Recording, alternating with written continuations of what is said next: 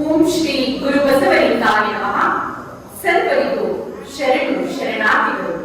ಓಂ ಶ್ರೀ ಗುರುಮಲ್ಲೇಶ್ವರಾಯ ನಮಃ. ಜಂಬೂ ದ್ವೀಪ ನವಕಂಡ ಪೃಥ್ವಿಯೊಳಗೆ ಕೇಳಿದೆಯ ಎರಡಾಡಿನ ಭಾಷೆಯ ಕೊಲುವನೆಂಬ ಭಾಷೆ ದೇವರದು, ಗೆಲುವನೆಂಬ ಭಾಷೆ ಭಕ್ತರದು. ಸತ್ಯವೆಂಬ ಕೂಡಲಗನೆ ಹಿಡಿದುಕೊಂಡು ಸದ್ಭಕ್ತರು ಗೆದ್ದರು ಕಾರಣ ಕೂಡಲ ಸಂಗಮ ನೇಮ. ವಿಶ್ವಗುರು ಬಸವಣ್ಣನವರ ವಚನವನ್ನ ಸ್ಮರಿಸುತ್ತಾ, ಬಸವಾದಿ ಪ್ರಮದರನ್ನು ಮನದಾಳದಲ್ಲಿ ಸ್ಮರಿಸುತ್ತಾ, ಈ ದಿನ ದೇವಲಾಪುರ ಗ್ರಾಮದಲ್ಲಿ ಶ್ರಾವಣ ಮಾಸದ ಪ್ರಯುಕ್ತ ಪ್ರವಚನ ಕಾರ್ಯಕ್ರಮ, ಉದ್ಘಾಟನಾ ಸಮಾರಂಭ ಹಾಗೆ ವಚನ ಪಾಠಶಾಲೆ ಪ್ರಾರಂಭ, ಈ ಎರಡೂ ಕಾರ್ಯಕ್ರಮವನ್ನ ಇಲ್ಲಿ ಆಯೋಜಿಸಿದ್ದಾರೆ. ಈ ಕಾರ್ಯಕ್ರಮದ ದಿವ್ಯ ಸಾನ್ನಿಧ್ಯವನ್ನ ದಯಪಾಲಿಸಿರುವಂತಹ ಪೂಜ್ಯ ಗುರುಗಳಾದ ಶ್ರೀಮನ್ ನಿರಂಜನ ಪ್ರಣವ ಸ್ವರೂಪಿ ಶ್ರೀ ಮಹಾಂತ ಸ್ವಾಮಿಗಳವರು, ಶ್ರೀ ಗುರುಮಲ್ಲೇಶ್ವರ ತ್ರಿವಿಧ ದಾಸೋಹ ಮಠಾಧೀಶರು ದೇವರೂರು, ಇವರಿಗೆ ಭಕ್ತಿಪೂರ್ವಕ ಶರಣು ಶರಣಾರ್ಥಿಗಳನ್ನ ಅರ್ಪಿಸುತ್ತಾ, ಕಾರ್ಯಕ್ರಮದ ದಿವ್ಯ ಸಮೂಹವನ್ನ ದಯಪಾಲಿಸಿದಂತಹ ಷಟ್ಸ್ಥಳ ಬ್ರಹ್ಮ ಶ್ರೀ ಪರಶಿವಮೂರ್ತಿ ಸ್ವಾಮಿಗಳವರು, ಶ್ರೀ ಮಹಾಂತೇಶ್ವರ ಮಠಾಧೀಶರು ಬಳ್ಳರಪುರ, ಹಾಗೆ ಈ ಒಂದು ಸುಂದರ ಕಾರ್ಯಕ್ರಮವನ್ನ ಆಯೋಜಿಸಿರುವಂತಹ ದೇವಲಾಪುರ ಗುರುಮಲ್ಲೇಶ್ವರ ದಾಸೋಹ ಮಠದ ಪೂಜ್ಯ ಗುರುಗಳಾದಂತಹ ಶ್ರೀ ಜಡೆ ಸ್ವಾಮಿಗಳವರಿಗೂ ಕೂಡ ಭಕ್ತಿಪೂರ್ವಕ ಕಾರ್ಯಕ್ರಮದಲ್ಲಿ ವೇದಿಕೆಯಲ್ಲಿ ಆಸೀನರಾಗಿರುವಂತಹ ಎಲ್ಲ ಹಲವು ಚರಮೂರ್ತಿಗಳ ಪಾದಗಳಿಗೆ ಒಳಪಟ್ಟು ವೇದಿಕೆಯ ಮೇಲೆ ಆಸೀನರಾಗಿರುವಂತಹ ಡಾಕ್ಟರ್ ಡಿ.ಎಸ್. ಗುರುರವರೇ, ಹಿರಿಯ ಪ್ರಾಧ್ಯಾಪಕರು, ಗಣಕ ವಿಜ್ಞಾನ ಅಧ್ಯಯನ ವಿಭಾಗ, ಮೈಸೂರು ವಿಶ್ವವಿದ್ಯಾನಿಲಯ, ಇಲ್ಲಿಯವರೆಗೆ ಅದ್ಭುತವಾಗಿ ವಚನ ಸಾಹಿತ್ಯದ ಬಗ್ಗೆ ಸಾಕಷ್ಟು ವಿಷಯಗಳನ್ನ ನಮ್ಮ ಜೊತೆ ಹಂಚಿಕೊಂಡಿದ್ದಾರೆ. ಅವರು ಹೇಳಿದ್ರು ನನಗೆ ವಿಜ್ಞಾನ ವಿಷಯದ ಬಗ್ಗೆ ಮಾತನಾಡಿಸು ಅಂತ, ಆದ್ರೆ ನಮಗೆ ವಚನ ಸಾಹಿತ್ಯದ ಬಗ್ಗೆ ಕೂಡ ಸಾಕಷ್ಟು ಮಾಹಿತಿಯನ್ನು ನೀಡಿದ್ದಾರೆ. ಅವರಿಗೂ ಕೂಡ ಶರಣಾರ್ಥಿಗಳನ್ನ ಸಮರ್ಪಿಸುತ್ತಾ, ಇನ್ನು ಇಲ್ಲಿಯವರೆಗೆ ಉಪನ್ಯಾಸವನ್ನ ನೀಡಿದಂತಹ ನನ್ನ ಪತಿಯಾದಂತಹ ಡಾಕ್ಟರ್ ವಚನಕುಮಾರ ಸ್ವಾಮಿ ಅವರೇ, ಅವರು ಕೂಡ ವಚನ ಸಾಹಿತ್ಯದ ಬಗ್ಗೆ, ವಚನದ ಬಗ್ಗೆ ಸಾಕಷ್ಟು ವಿಷಯಗಳನ್ನ ನಿಮ್ಮ ಜೊತೆ ಹಂಚಿಕೊಂಡಿದ್ದಾರೆ. ಕಣ್ಣು ಶುದ್ಧವಾಗಿರ್ಬೇಕಾದ್ರೆ, ಮನ ಶುದ್ಧವಾಗಿರ್ಬೇಕಾದ್ರೆ, ಭಾವ ಶುದ್ಧವಾಗಿರ್ಬೇಕಾದ್ರೆ, ಹೀಗೆ ಎಲ್ಲ ವಿಷಯವನ್ನ ನಿಮ್ಮ ಜೊತೆ ಬಹಳಷ್ಟು ಚೆನ್ನಾಗಿ ಹಂಚಿಕೊಂಡಿದ್ದಾರೆ. ಅವರಿಗೂ ಕೂಡ ಶರಣಾರ್ಥಿಗಳನ್ನ ಸಮರ್ಪಿಸುತ್ತಾ, ವೇದಿಕೆಯ ಮುಂಭಾಗದಲ್ಲಿ ಕುಳಿತಿರುವಂತಹ ದೇವಲಾಪುರ ಗ್ರಾಮಸ್ಥರೇ, ಹಿರಿಯರೇ, ಕಿರಿಯರೇ, ಪುಟಾಣಿ ಮಕ್ಕಳೇ, ಮತ್ತೊಮ್ಮೆ ಮಗದೊಮ್ಮೆ ನಿಮ್ಮಾಂತರ ಅಮ್ಮಕ್ಕೆ ಭಕ್ತಿಪೂರ್ವಕ ಶರಣು ಶರಣಾರ್ಥಿ. ಬಂಧುಗಳೇ, ಇವತ್ತು ವಚನ ಪಾಠಶಾಲೆ ಪ್ರಾರಂಭ ಅಂತ ಹೇಳಿದೆ. ಮೊದಲಾಗಿ ನಾವು ವಚನ ಅಂದ್ರೆ ಏನು ಅಂತ ತಿಳ್ಕೊಳ್ಬೇಕು. ಮಕ್ಕಳೇ, ನಿಮಗೆ ವಚನ ಅಂದ್ರೆ ಏನಂತ ಗೊತ್ತಾ? ವಚನ ಅಂದ್ರೆ ಕೇಳಿದ್ದೀರಿ, ಬಸವಣ್ಣನವರ ವಚನವನ್ನ ಓದಿದ್ದೀರಿ, ಅಕ್ಕ ಮಹಾದೇವಿ, ಜೇಡರ ದಾಸಿಮಯ್ಯ, ಆಯ್ಗಟ್ಟಿ ಲಕ್ಕಮ್ಮ, ಮುಳಿಗೆ ಮಾರಯ್ಯ, ಮುಳಿಗೆ ಮಹಾದೇವಿ, ಮಣಿವಾಳ ಮಾಚಿದೇವರು, ಹೀಗೆ ನಿಮ್ಮ ಪಠ್ಯ ಪುಸ್ತಕದಲ್ಲಿ ಸಾಕಷ್ಟು ವಚನಗಳನ್ನ ನೀವೆಲ್ಲರೂ ಓದಿದ್ದೀರಿ. ಸೊ ವಚನಗಳಂದ್ರೆ ಒಂದು 4 ಸಾಲು ಅಥವಾ 6 ಸಾಲು ಅಥವಾ 8 ಸಾಲು ನುಡಿಗಳಿದ್ದಾವೆ, ಒಂದು ವಾಕ್ಯಗಳಿದ್ದಾವೆ ಅಂತ ನೀವೆಲ್ಲರೂ ವಚನ ಅಂತ ಓದಿದ್ದೀರಿ. ನಾವು ಕೂಡ ಚಿಕ್ಕವರಾಗಿದ್ದಾಗ ನಮಗೂ ವಚನದ ಬಗ್ಗೆ ಏನು ಗೊತ್ತಿರಲಿಲ್ಲ. ನಾವು ಕೂಡ ಪಠ್ಯ ಪುಸ್ತಕದಲ್ಲಿ ವಚನಗಳಿಗೂ ಇವು 12ನೇ ಶತಮಾನದಲ್ಲಿ ರಚಿತವಾದಂತಹ ಸಾಹಿತ್ಯ, ಇಷ್ಟೇ ನಮಗೂ ಗೊತ್ತಿದ್ದು. ಅದರ ವಚನದ ಒಂದು ವ್ಯಾಖ್ಯಾನವನ್ನು ತೆಗೆದುಕೊಳ್ತಿದ್ವಿ, ಪರೀಕ್ಷೆ ಬರೀತಿದ್ವಿ, ಪರೀಕ್ಷೆ ಒಳ್ಳೆ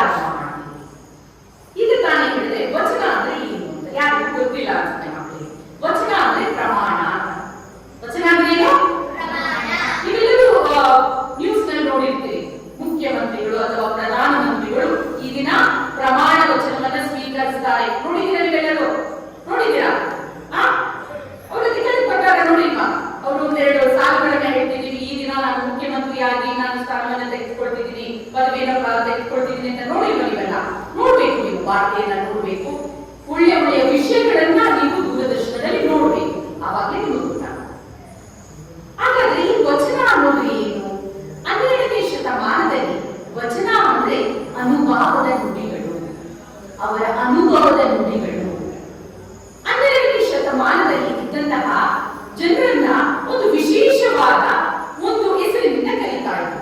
ಅದನ್ನ ವಚನಕಾರರು, ವಚನಕಾರ್ತಿಯರು. ಪುರುಷರನ್ನ ಏನಂತ ಕರೀತಿದ್ರು? ವಚನಕಾರರು ಅಂತ ಕರೀತಿದ್ರು. ಸ್ತ್ರೀಯರನ್ನ ಏನಂತ ಕರೀತಿದ್ರು? ಅಲ್ಲಿ ಯಾರು ವಚನವನ್ನ ರಚನೆ ಮಾಡ್ತಿದ್ರು ಅವನ್ನ ವಚನಕಾರ್ತಿಯರು ಅಂತ ಕರೀತಿದ್ರು. ಇನ್ನೊಂದು ಹೆಸರಿದೆ ಅವರನ್ನ ಶರಣರು ಅಂತ ಕರೀತಿದ್ರು, ಶರಣೆಯರು ಅಂತ ಕರೀತಿದ್ರು. ಯಾರ್ಯಾರು ಪುರುಷ ವಚನಕಾರರಲ್ಲ ಅವರೆಲ್ಲರೂ ನಾವು ಶರಣರು ಅಂತ ಸಂಬೋಧನೆ ಮಾಡ್ತೀವಿ. ಸ್ತ್ರೀಯರನ್ನ ನಾವು ಏನಂತ ಸಂಬೋಧನೆ ಮಾಡ್ತೀವಿ? ಶರಣೆ, ಶರಣೆ ಅಕ್ಕ ಮಹಾದೇವಿ, ಶರಣೆ ಅಕ್ಕಮ್ಮ, ಶರಣೆ ಬೃಂದಾದೇವಿ, ಶರಣೆ ದುಗ್ಗಡೆ, ಈ ರೀತಿ ಮಾಡ್ಕೊಂಡಿದ್ದೀವಿ. ಈಗ ನಿಮಗೆ ವಚನ ಅಂದ್ರೆ ಅನುಭವದ ನುಡಿಗಳು. ಏನಿದು ಅನುಭವದ ನುಡಿಗಳು? ನಿಮ್ಮಲ್ಲಿ ಏನೋ ಒಂದು ಕಷ್ಟ ಆಗಿರುತ್ತೆ, ಏನೋ ತೊಂದರೆ ಆಗಿರುತ್ತೆ ಅಲ್ವಾ? ಅದನ್ನು ಕೂಡ ಆ ತೊಂದರೆಯನ್ನ ಅವರ ಏನು ಜೀವನದಲ್ಲಿ ಕಷ್ಟ ಸುಖಗಳನ್ನ ಏನೇನು ಅನುಭವಿಸಿರ್ತಾರಲ್ಲ ಅದನ್ನೆಲ್ಲ ಅವರು ಏನ್ ಮಾಡಿದ್ರು? ಸಾಲುಗಳಲ್ಲಿ ಕಟ್ಟು ಹಿಡಿದ್ರು. ಹೇಗೆ ಕಟ್ಟು ಹಾಕಿದ್ರು ಅಂದ್ರೆ ಆ ಒಂದು ವಾಕ್ಯಗಳೇ, ಆ ಒಂದು ನುಡಿಗಳೇ ಏನಾದ್ರು ವಚನಗಳಾದವು.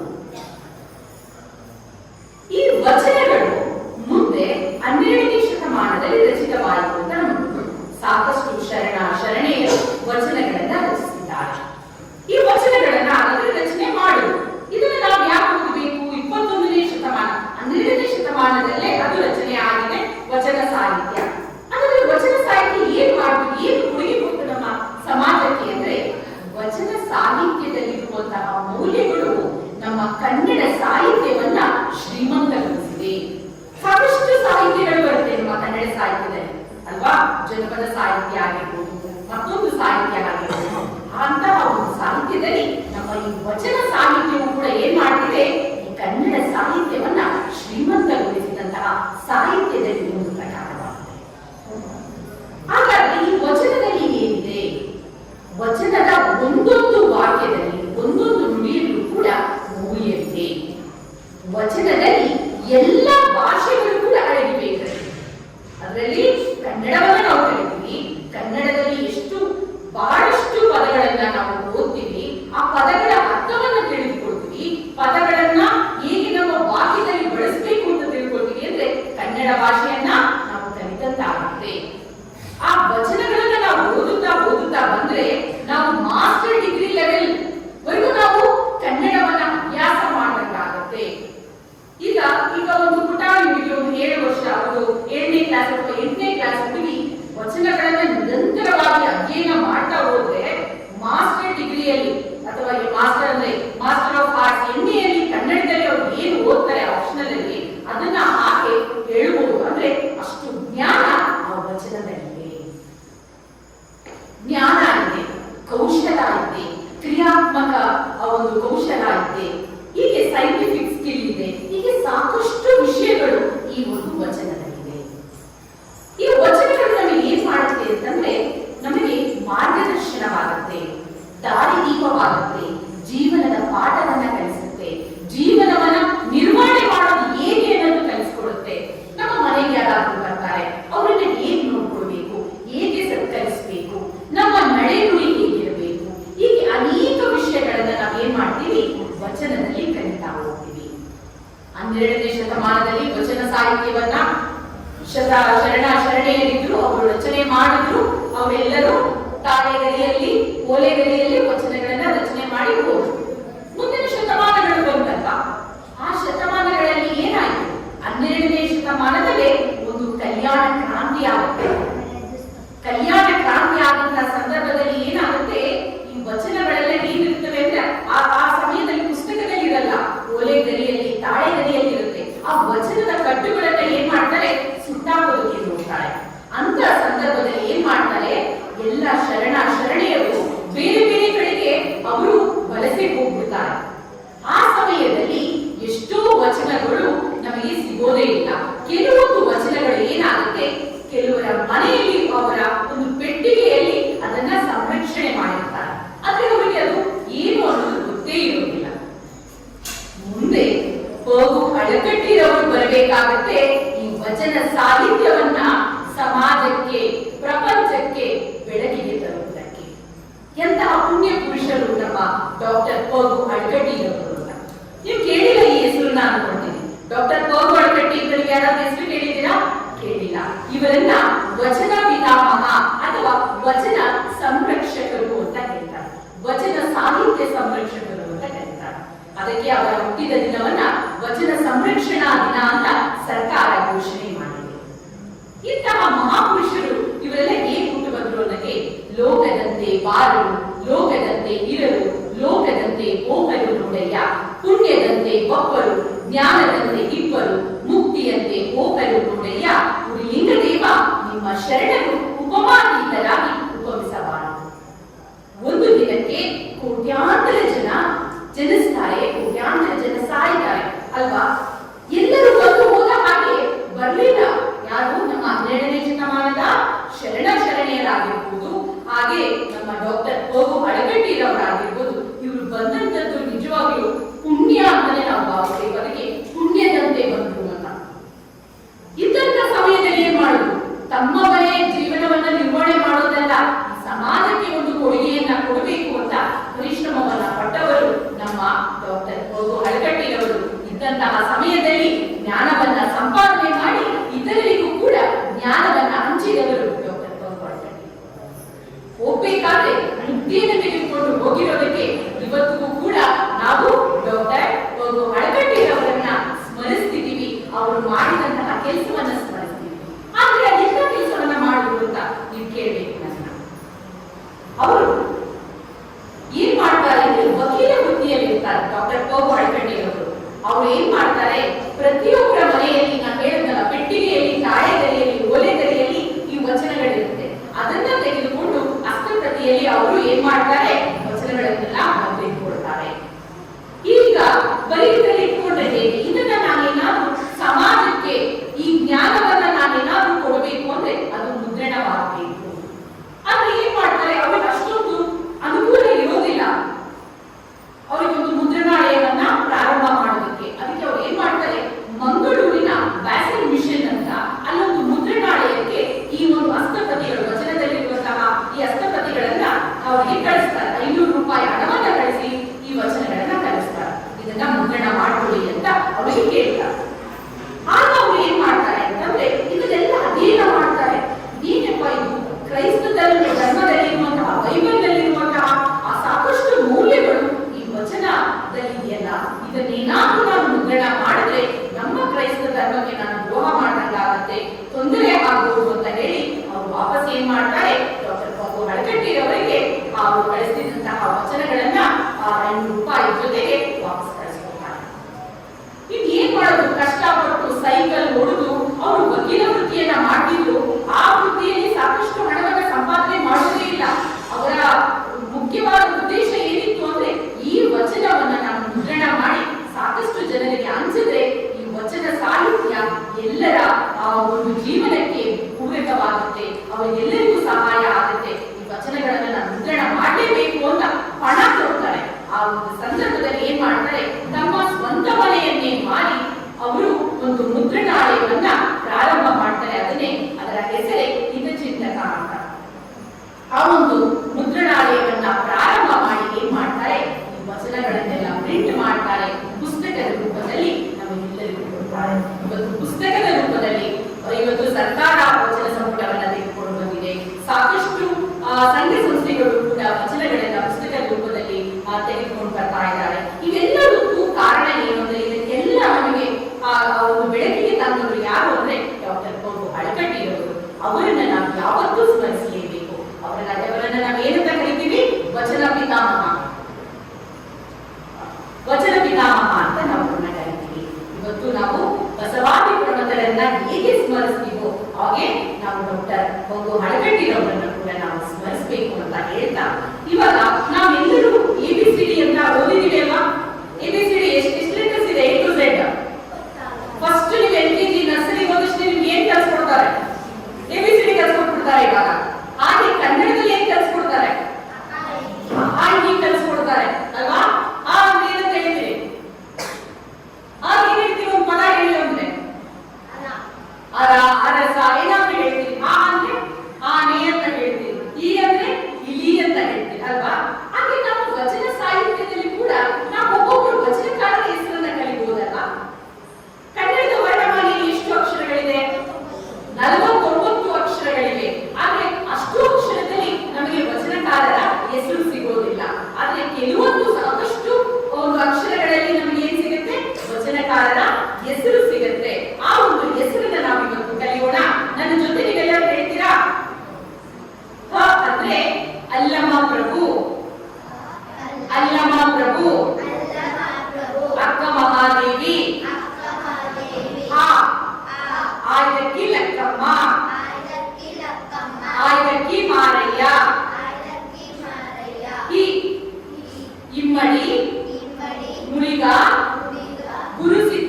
ಸ್ವಾಮಿಗಳು ಇವ್ರ ಬಗ್ಗೆ ಒಂದು ಮಾತು ಹೇಳಬೇಕು. ಇವರು ನಮ್ಮ ನಂಜನಗೂಡಿನಲ್ಲಿ ಉಳ್ಳಳ್ಳಿ ಅಂತ ಒಂದು ಗ್ರಾಮ ಇದೆ. ಅಲ್ಲಿನ ಒಬ್ಬರು ಸ್ವಾಮಿಗಳು ಇವರು ಇಮ್ಮಡಿ ಮುನಿಗಾಲದ ಸಿದ್ಧ ಸ್ವಾಮಿಗಳು ಅಂತ. ಈ ಈಶ್ವರಿಯ ವರದ ಚಿನ್ನರಾಮ ಉರಿಲಿಂಗ ದೇವ ಉರಿಲಿಂಗ ಮೆದ್ದಿ ಇದಕ್ಕೆ ಶರಣರ ವಚನ ಇದೆ, ಆದರೆ ಶರಣರ ಹೆಸರು ಇಲ್ಲ. ಊರು ಕೆಟ್ಟು ಸೂರೆಯಾಡುವಲ್ಲಿ ಹಾಡಿಗಾರು ಇಲ್ಲ ಅನ್ನೋ ಮೂಡಿಗೆ ಮಾರಯ್ಯನವರ ವಚನವನ್ನ ನಾವು ಕಲಿಯಬಹುದು. ಇನ್ನು ರು ಓಂ ನಮಃ ಶಿವಾಯ ಎಂಬುವ ಋಷಿ ಒಂದು ವಚನ ಇದೆ. ಇದು ಉರಿಲಿಂಗ ಪೆದ್ದಿಯವರ ವಚನ. ಇನ್ನು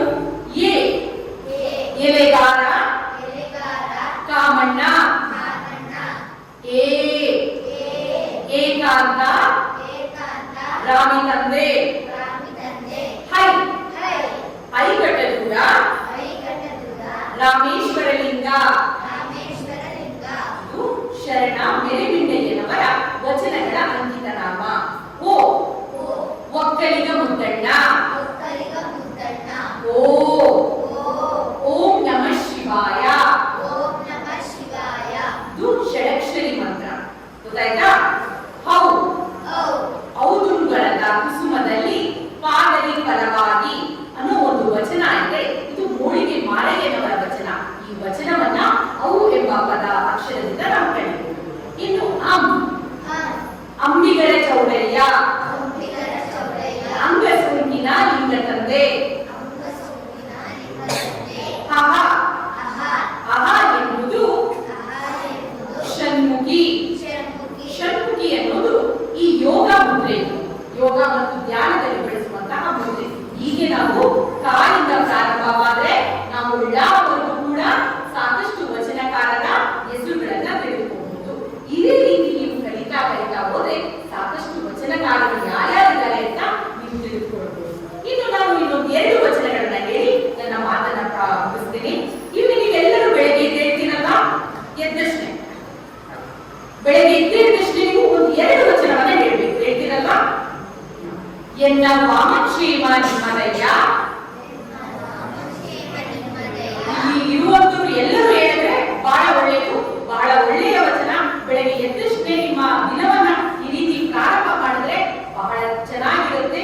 ವಚನದಿಂದಲೇ ನಾವು ಪ್ರಾರಂಭ ಮಾಡಿದಂತಾಗುತ್ತೆ ದಿನವನ್ನ. ಎನ್ನ ವಾಮಕ್ಷೇಮ ನಿಮ್ಮದಯ್ಯ, ಎನ್ನ ಹಾನಿ ವೃದ್ಧಿ ನಿಮ್ಮದಯ್ಯ, ಎನ್ನ ಮಾನಾಪಮಾನವು ನಿಮ್ಮದಯ್ಯ, ಬಳ್ಳಿಗೆ ಕಾಯಿ ತಿಮ್ಮಿದ್ದೆ ಕೂಡಲ ಸಂಗಮ ದೇವ. ಹೇಳ್ತೀರಾ? ಇನ್ನೊಂದೇ ಒಂದು ವಚನ. ತಂದೆ ನೀನು, ತಾಯಿ ನೀನು, ಬಂಧು ನೀನು, ಬಳಗ ನೀನು, ನೀನಲ್ಲದೆ ಮತ್ತಾರು ಇಲ್ಲಯ್ಯ, ಕೂಡಲ ಸಂಗಮ ದೇವ. ಹಾಲಲ್ಲದ್ದು ನೀರಲ್ಲದ್ದು. ಬೆಳಗ್ಗೆ ಹಾಸಿಗೆಯಿಂದ ಎದ್ದಷ್ಟು ಯಾವ ವಚನ ಹೇಳ್ಬೇಕು? ಎನ್ನ ವಾಮಕ್ಷೇಮ ನಿಮ್ಮದಯ್ಯ. ಇವತ್ತು ವಚನ ಪಾಠಶಾಲೆಯಲ್ಲಿ ಪೋಸ್ಟರ್ ಹಾಕಿದ್ದೀವಿ ಸರ್, ನಿಮ್ಮ ಗುರುಗಳಿಗೆ ಕೊಟ್ಟಿದ್ದೀವಿ.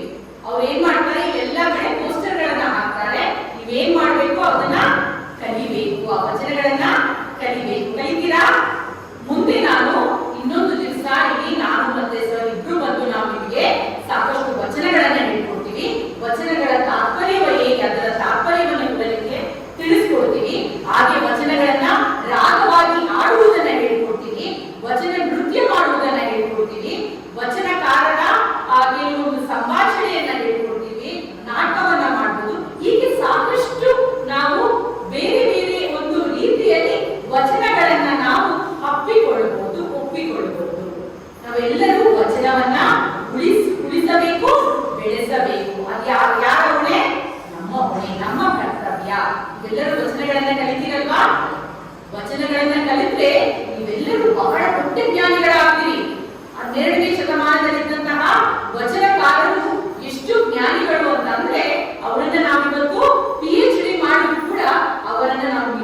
ಸಾಧ್ಯ ಆಗಲ್ಲ. ಅದರಿಂದಾಗಿ ನೀವು ಕೂಡ ಚಿಕ್ಕ ವಯಸ್ಸಿನಿಂದಲೇ ನೀವು ವಚನಗಳನ್ನ ಅಧ್ಯಯನ ಮಾಡ್ತಾ ಹೋದ್ರೆ ನಿಮ್ಮ ಬುದ್ಧಿಶಕ್ತಿ ಕೂಡ ಹೆಚ್ಚಾಗುತ್ತೆ. ಹೆಚ್ಚು ಹೆಚ್ಚು ಜ್ಞಾನವನ್ನು ಪಡೆದುಕೊಳ್ತೀರಿ, ಕೌಶಲವನ್ನು ಪಡೆದುಕೊಳ್ತೀರಿ, ಮತ್ತೆ ಜೀವನದಲ್ಲಿ ಯಶಸ್ಸು ನಿಮ್ಮದಾಗುತ್ತೆ. ಇದು ಆಗ್ಬೇಕಾದ್ರೆ ನೀವೇನ್ ಮಾಡ್ಬೇಕು? ನೀವೆಲ್ಲರೂ ವಚನಗಳನ್ನ ಓದ್ಬೇಕು. ಬರೀ ಓದಿದ್ರೆ ಸಾಕ? ವಚನಗಳನ್ನ ಅಳವಡಿಸಿಕೊಳ್ಬೇಕು. ವಚನದಲ್ಲಿರುವಂತಹ ಮೌಲ್ಯವನ್ನ ಅಳವಡಿಸಿಕೊಳ್ಬೇಕು ಅಂತ ಹೇಳ್ತಾ ಇಲ್ಲಿಯವರೆಗೆ ನನ್ನ ಒಂದೆರಡು ಮಾತುಗಳನ್ನ ನೀವೆಲ್ಲರೂ ಆಲಿಸಿದ್ದೀರಿ. ನಿಮಗೆಲ್ಲರಿಗೂ ಭಕ್ತಿಪೂರ್ವಕ ಶರಣು.